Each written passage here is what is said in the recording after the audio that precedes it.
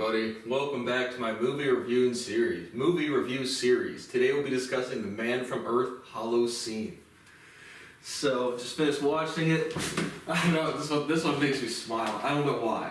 So you know what we do here? I make a movie review that nobody watches because I don't have constitutional rights, putting out as much content as I can. Just launched my TikTok where I'm just uploading all of my music again, seeing if I get anyone to look at it. Obviously not. I've racked up a solid 0 followers on TikTok in my first couple days. So that's pretty good. But I am kicked out of society, so we're going to discuss a movie. So this is obviously a sequel. Again, overall impressions and grade, we'll give you logistics about the movie, my overall grade. Once I give the grade, if you have not seen the movie and would like to, you want to shut off the video because there will be spoiler alerts. We'll be discussing the plot synopsis and character development and any similar movies or major themes. So again, this is a sequel from The Man from Earth. That's just what the first one's called. This one was released in 2017. It is a sci-fi/fantasy. It has an hour and 38-minute runtime. You can watch it for free on Tubi. That's what I did. Or one of the free ones. And absolutely no budget over here. Going on my 800th YouTube video with no absolutely... I tried to get a lavier fucking microphone, but it can't record in 4K with a microphone slot in there or something, so I don't know if I'm doing something wrong. But again, super low budget YouTube channel over here. But what do we got? It says John Oldman, now 14,000 years old and teaching in Northern California, realizes that not only is he finally starting to age, but 4 students have discovered his deepest secret. Released on October 13th, 2017. 65% liked it on Google, 50% liked it on Rotten Tomatoes, 5.2 out of 10 on IMDb. Sci-fi fantasy. So again, like I said, obviously I watch a ton of movies. I just look for some novelty in the writing just to make me think about something.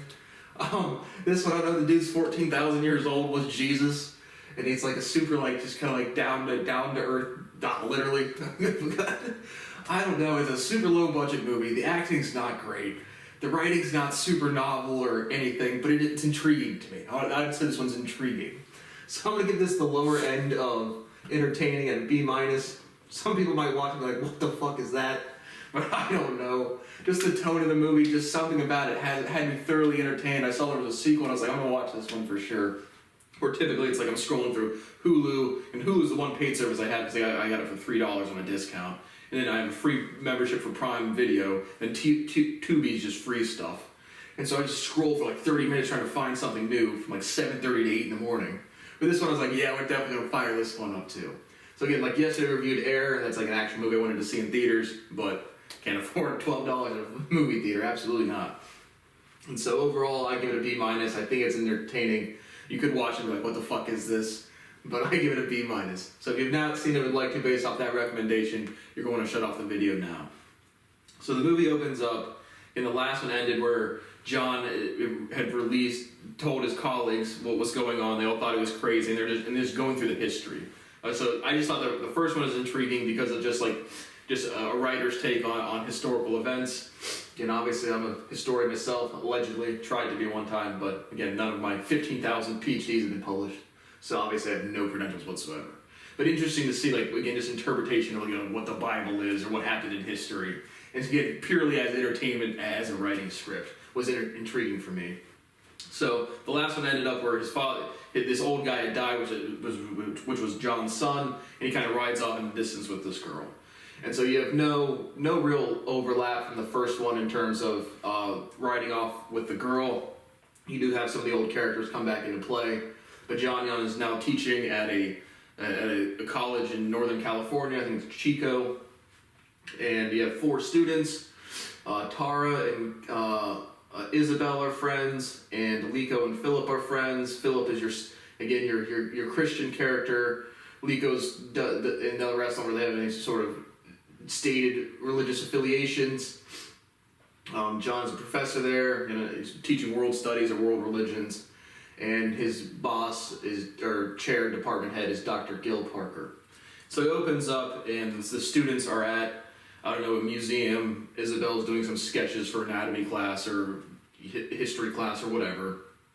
And Tara from the get-go definitely has the hots for Professor John Young, and they're like just at like a museum something, and they approach him, and they're like, hey, you know, we're having this dinner. We'd really like you to come to this dinner. You know, the semester's ending, and we're not going to have you next year. You're our best professor that we've had.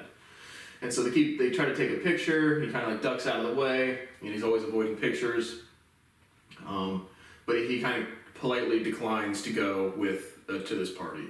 And so Vanessa Williams is in this one. She plays Carolyn, John's wife, or again, life partner. Because later on, it's like he's like, you know, I told you I'd have to leave. So it's like, I don't know if they're married, but they're living together. Definitely romantic partners.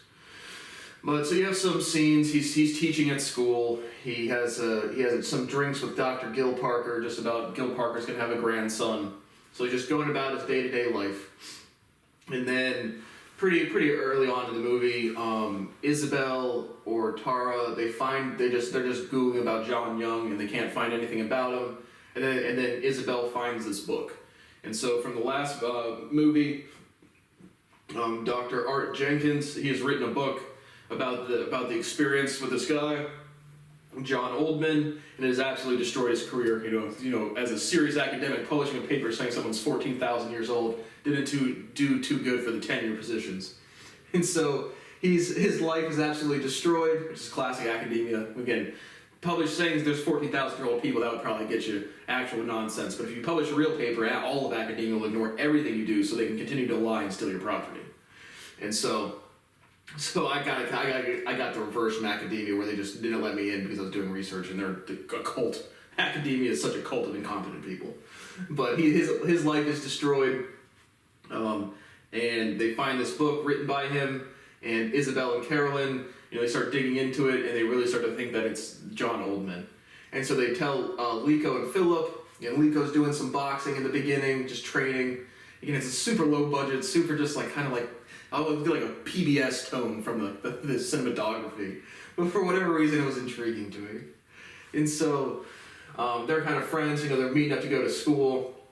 Isabel and Tara, you know, show Lico and Philip the book, and there's some picture they find also, like Isabel goes over to John's house to borrow some of his books, and in one of those books he finds some reference that he's John Oldman. Then they find this book written by Dr. Art Jenkins, and so they just start to put the pieces together, and you know, they call and email Dr. Art Jenkins, and he tells Isabel basically fuck off, and they call some other people trying to locate him. Because again, they see the book addressed to John Oldman, and they put some pieces together where they're really thinking that it's this guy that's 14,000 years old. So Philip has some problems with that as the Christian in the group, you know, because he believes steadfast in Jesus Christ, as we're literally reading through the Bible, and it is so apparent it's just a history book with some sort of office or structure or awareness of a really smart person, and then it's just like the first group of people that decided to write shit down with no novelty, nuance, or anything whatsoever. It's just a history book. But regardless, Philip's having some problems with his faith. And again, what people believe in, I don't know. I prove things. But regardless, they decide that they finally get some responses. They get a call back from one of the old women. I don't know if it was the Edith character or somebody else, but an old woman contacts them. And then Art Jenkins calls him back and is like, you know, get a picture of his face and we'll see what's happening. So as the overview stated, John is now starting to age. And he's supposed to be 14,000 years old. He hasn't aged at all. And so his wounds heal really quickly. And this time he starts not to. And so he keeps wanting to get away from the city. His partner or wife, Carolyn, she wants to go to some house party. And he's like, you know, I want to get out and go out in the woods. And so he goes up there and starts like knocking flint together, like in the caveman days, and cuts his hand and realizes that he's not healing as soon or as quickly, and his hair is gray, and there's lines in his face. So he's not sure really what's going on. I mean, I just liked it there, where it's like, yeah, the character's freaking out, like, what's this dude? And he's just like, I'm just a normal dude that happens to live really long. And so, I don't know, it was an intriguing character.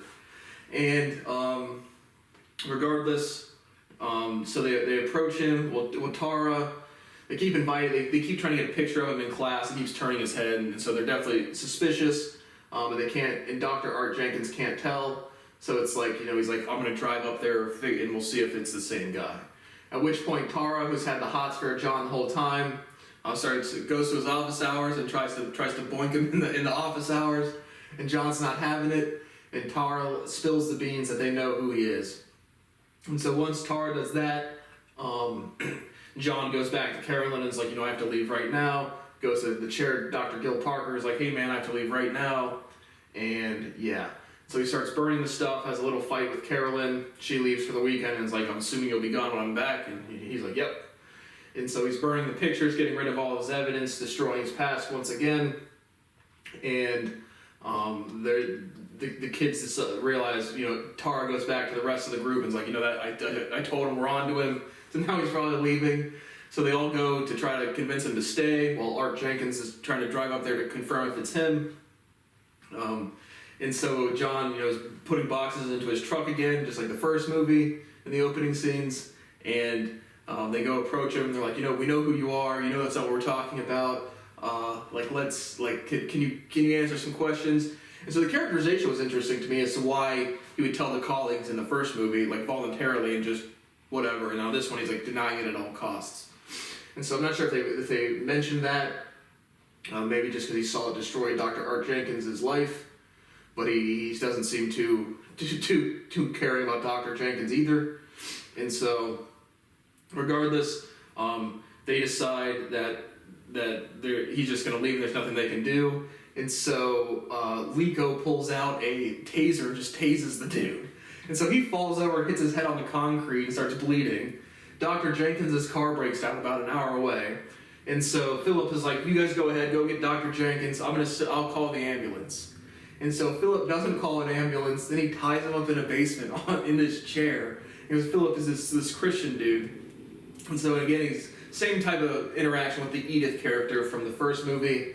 And again, I forget I gave the first one, but I thought it was just a little more interesting. Again, just a writer's take on a different account of what happened in history. I thought was interesting. Again, super low budget, super low investment, or just like it feels like the tone of the movie feels like it's old. It was made in 2017. But regardless, so he's now tied up. They have again back and forth interaction. Philip starts to believe that he's actually Jesus. Then he's like, "Oh, you're the Antichrist." And then they go back and forth a little bit. And Philip was like, if you're the Antichrist, God would want me to stab you. So he brings out this big knife, and Philip and John is either like, cut me loose and let me go, or stick the knife into me and see if it kills me. And so they just kind of go back and forth for a little bit, and then Philip puts up the knife to his rib cage and just stabs him. And so the kids come back, the other three, Lico, Isabel, and Tara come back with Dr. Art Jenkins, and they find the scene, the door is open, there's a blood trail, and the chair is just smashed. And so they go back and forth, should we call the cops, what should we do, we're all going to get in trouble, and that just the scene just kind of ends. And then you just kind of get a 6-week fast forward. John Young is definitely aged now. He's got a big white beard, and he's been living off in a cave. And so he calls his friend, Dr. Harry from the first movie, who again was kind of lighthearted throughout the whole thing, never really believed him, but it certainly wasn't like Edith or like extremely off-put like the psychiatrist who ended up being his son. And so Dr. Harry comes because John called him, and they've had some time, and they're all intrigued about him still. And so Dr. Harry says, this is, because of the technology developing, this is a new era, and they kind of implied or directly related that the reason John is aging is because he just lives for an epoch, like a period of time, like an epic era, like 14,000 years. And so that's kind of interesting. Again, I just like the history characterization versus just saying it when people react. I just thought it was an intriguing script. I don't know. A lot of people could watch this and be like, what the fuck? But that's kind of the end of the movie. He agrees. Dr. Harry says his father is dying, would really be interested in meeting John.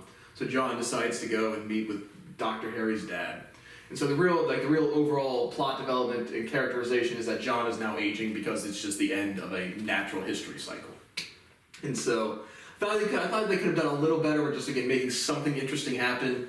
But overall, it was still entertaining for me. I was smiling and chuckling throughout.